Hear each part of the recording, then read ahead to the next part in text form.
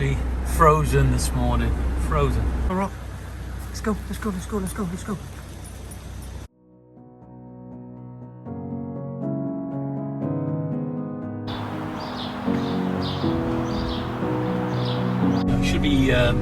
I should be reversing in, shouldn't I, instead of reversing out?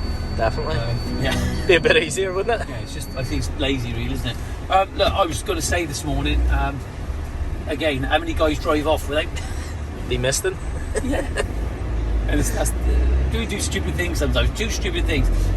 Hey, look, I was saying years ago, right, people used to say to me, I used to come back from work, they say, how have you stayed clean? How have you stayed clean so much today? Like, but years ago, we used to have dry rooms on site, and the dry rooms, you chuck loads of old clothes, wet clothes in there, and even in the course of the day when you was working on site, you could probably change your clothes, maybe, mind you, all sites never had dry rooms. All sites never had dry rooms. The good ones had dry rooms, and you used to change your clothes 2 or 3 times a day, like, you know, a jacket or something. You go down, and then you go in, and you know it was probably dirty, you were working in the mud end, but it was dry and it was warm. And when you went back out, because rain never stopped play years ago. Dirty top, work top. How am I looking my best? Doesn't matter. We've got a few things to do.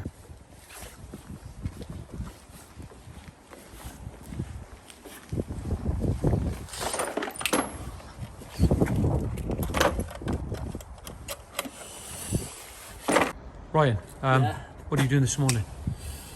Putting this gate post back on. Yeah, keep it secure, isn't it? Yeah, definitely. Access outside, got to make sure that that's right. That's what Ryan's going to be doing this morning. Going to put the gate post back on, and we can line the gate up. Let's have a look what we've been doing. Well, there you are, 2 dry beds to put halves in. We've got water in this one, so the indicator is there is water coming down that corner. But that's why we've left this gap as well, to ensure that the water flow keeps going all the way down the side of the property when we clean all that out.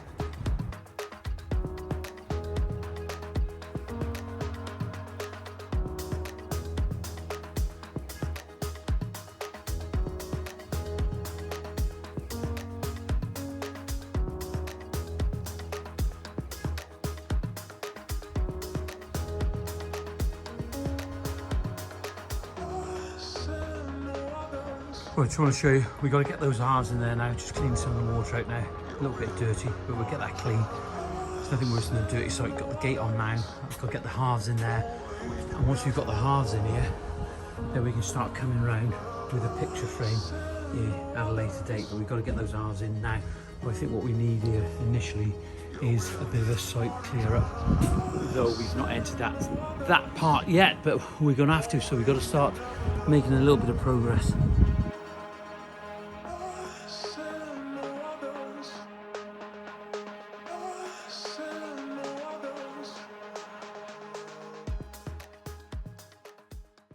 Right, what have we got in here now? This is our magic mix, isn't it? Yeah, probably needs a little bit more cement, but yeah, it's just... So and there's not much water in there, is either? Nah, is there? well, no, not loads. It's just the water that was naturally in the sand. Do you think it's still important to keep telling people about this magic mix and how we feel about it? It definitely is. It's part of our day, isn't it? Yeah, makes sense. It's easier to work with. It's quicker to make. Yeah. You know, it's just easier and better all around, doesn't it? Let's see if we can magic over into the hole. Right, we've shown this so many times before, like, you know, and how many more videos can we make of putting slurry on the back of a slab? Seriously, how many videos can we make? Because everybody's doing it out there, like, but you're doing it a bit different there. Yeah. I see a lot of guys, right? Karen, go in then. You've done that sort of All right. I see a lot of guys out there just rolling it on the back, and all products are different how you apply it, right? But you're really buttering that on there, aren't you? Yeah, well, it's one of them things, you know, in the course of a job.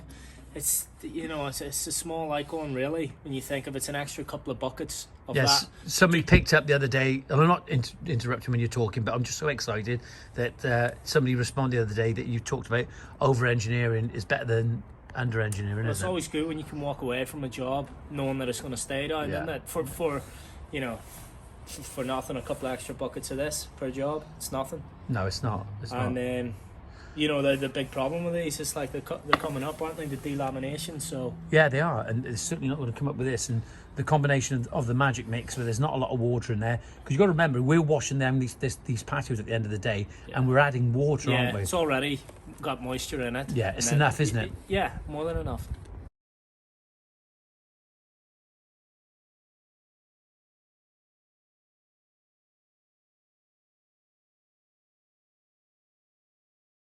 Right, what we've done this morning is, it's not funny, but we've got these cuts that go in, we've cut them to size. The fact is that we are going to have to trim a little bit, maybe about a mil, all right, okay?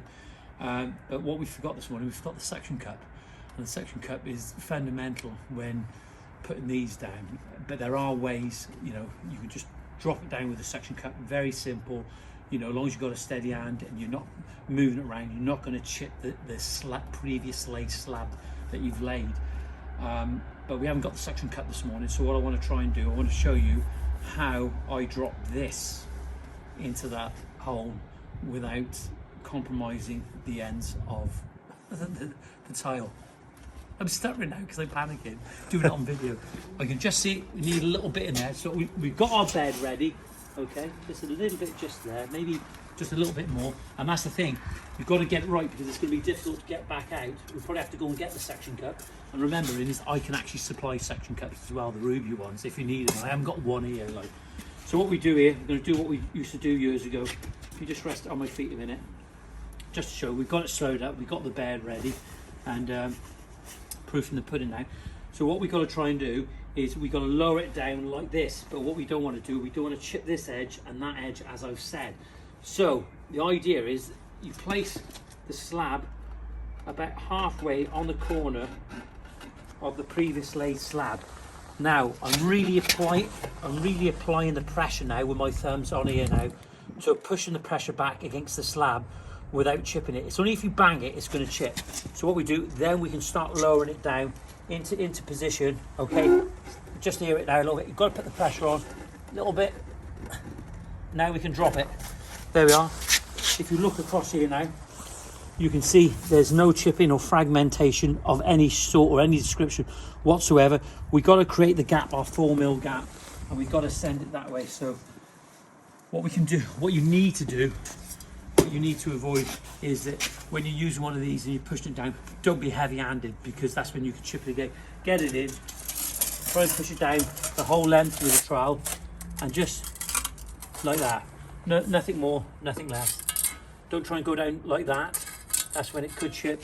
Go down the full length of the trowel and just prise it over that way. I'm going to put the spacer in now. You can be able to see that we've got, there we are, look. That's a 4mm spacer, and that's absolutely perfect.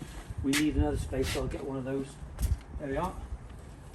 And as if by magic, we've got this other spacer in here. So you don't necessarily need to put them in yet, but I just want to show you there that it is working, and we've got that 4mm gap.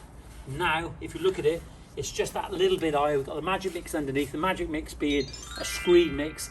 There's not a lot of water content in there, because we will have to wash this down at the end of the day. There's no ifs or buts about it. We're going to have to wash it down, and what we don't want to do, we want to reduce the amounts of water we're putting on top. We dip the brush into the bucket, dip the brush into the bucket, and then we just wipe over and do it gradually. Don't want to add too much water, because it's going to wash the mortar away.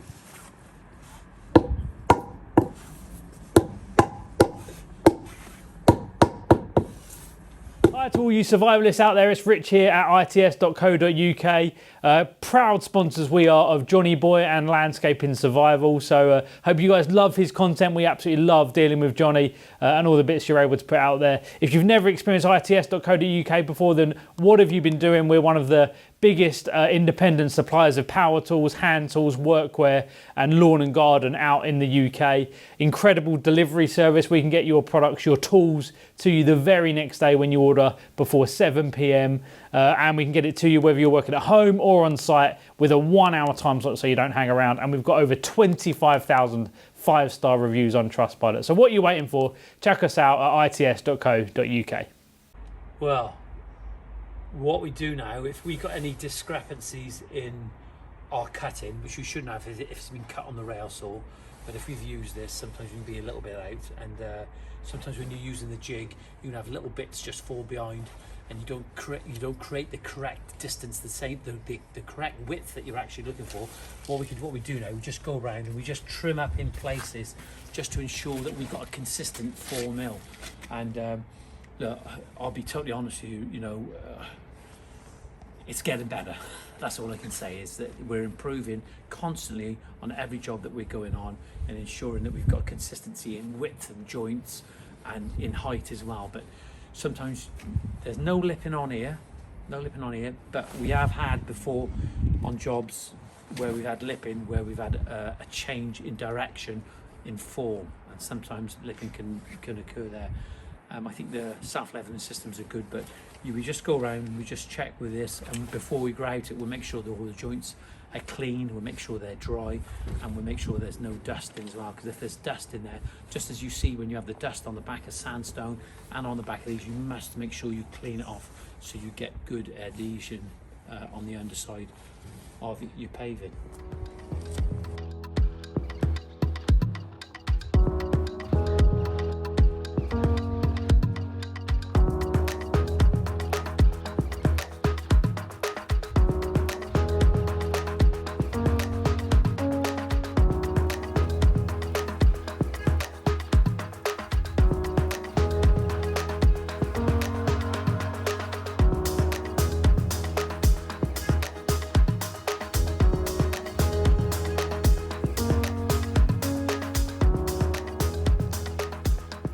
Ryan walking in front of the camera. Look, there we are, we've got the last one in now, over there, the last half has completed the patio. The thing is left to do, let me just show you down here, is to continue the picture frame along there to the gate, the return along there with the picture frame and along there, because the rest of it then, there's handsome man over there, there he is. So we've got it all in on that side. It's only left to bring that part round now, so it's good.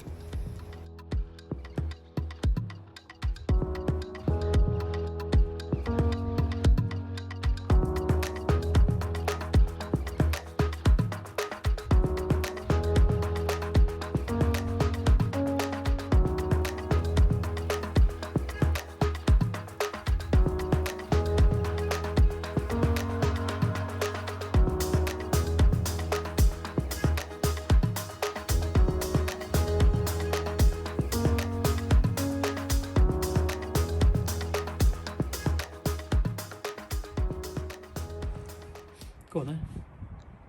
Go on. You're the movie star. We've got to see what we're doing. You always get this wrong. What's that? You always get this wrong. It's because you never briefed me before we start. Go on then, what are we doing? Shouldn't need it. Well, what I'm doing here, right, is that we've got, this is a concrete bed. This is for our first step, you see. So we've got our riser in the front. It's all been stuck in the back. The riser can't go anywhere because it's right behind here, but it's also been slurried to the back of here. But the important thing is that when we put our bedding mortar on here, okay, we want to ensure that the bedding mortar has the same effect as what it does on the back of a slab. When it adheres, there's a bridge bond between the bedding mortar and the slab. We want a bridge bond, some adhesion between the bedding mortar and the concrete base, because you could put it all on, the slab and the mortar then become one unit because you've got the bridge bond on the back of the slab. But what we want really, you really want your mortar to stick to this, don't you? And if you get the mortar right, it will stick. But just to ensure that it does stick, is that what we're going to do, we're going to use slurry mix on the concrete, and it just goes on as simple as this. As long as we work nice and clean, and that's just going to ensure, as I said, the mortar sticks to that.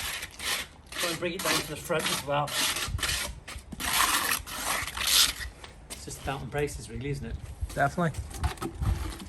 Back to time lapse. Go on then.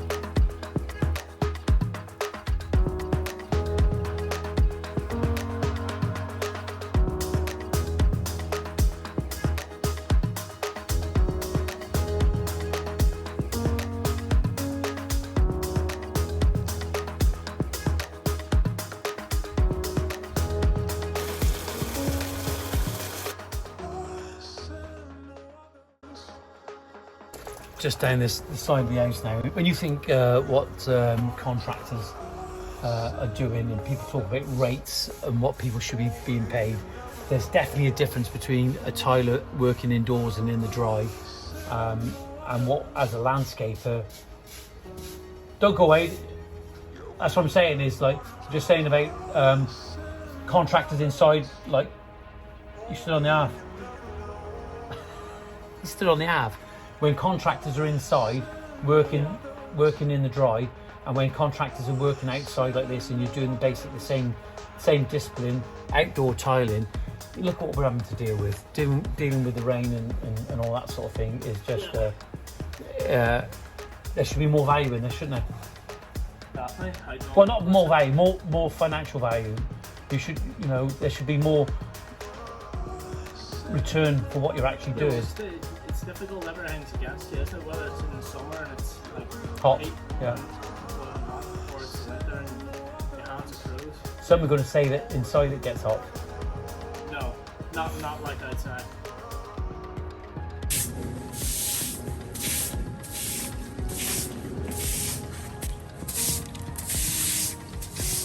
This is the thing about when we worked in this area, what we're doing now.